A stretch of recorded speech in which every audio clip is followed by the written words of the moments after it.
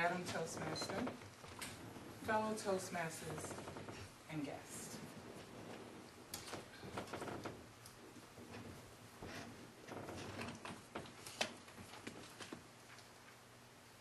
Listen. Listen to them marching.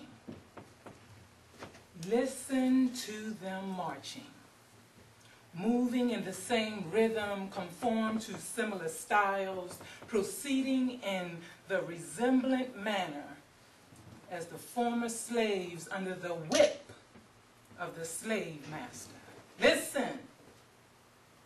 Listen to them marching, slowly advancing through the corridors of time that has been colored by the blood of our hope and the prayers of our ancestors. Listen to them marching, a host, an army of chained black men, linked to one another, leg to leg, waist to waist, shackled together in a bondage of shame and dishonor, arms locked behind their backs like the beast of burden of yesterday, shoulders hunched down, heads hung down low, eyes peering up, looking without the dignity and the respect of strong black manhood. Listen to them marching.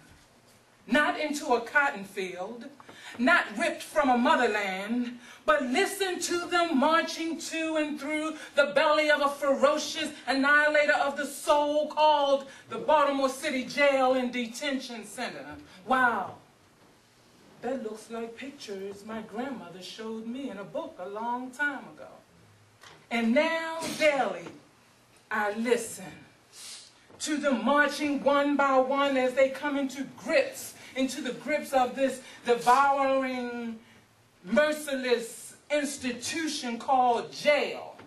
Potentially beautiful, strong, knowledgeable brothers caught up in the snare of this 21st century state of enslavement. So here he comes, marching into my office. Good afternoon, sir. My name is Commissioner Lewis, and I'm here to tell you what you're charged with and to determine your bail. Even his hair stood up at attention, frazzled, wild, uncontrolled, eyes bulging. His mug broke down so far you couldn't even see a glimpse of a smile. Heart heavy, laden with grief and self-contempt hidden under a lie. Oh, I'm all right. I got this. While all the time he's looking at me with eyes of resentment, as if it was my fault he's incarcerated. But I'm listening.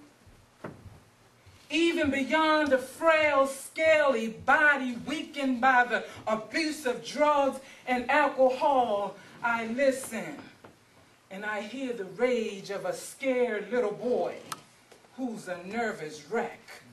And he says to me, yes, I am one who has been captured by the walls of stench, the stenched walls of irony, of social peace and rehabilitation. I have been locked behind bars, showing the agony of anger and rebellion. I am shackled by the chains of an enslaved mind while I'm wandering upon these grounds that are covered with the blood-stained footprints of pain, fear, and death. And even in this place, the hope of light has turned away without pity, and only the shadow of the darkest of night roams.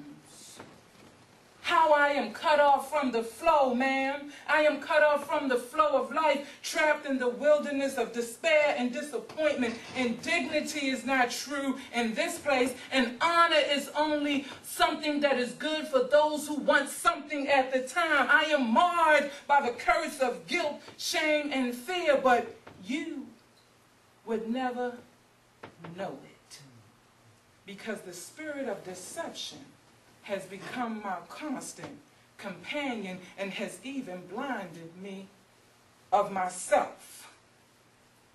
So I'm walking, still devoid of life. For prison is a graveyard for the living dead, waiting for the resurrection to set us free. But still human, still need love, still our brother. So who will be inspired to listen to them marching and set the captive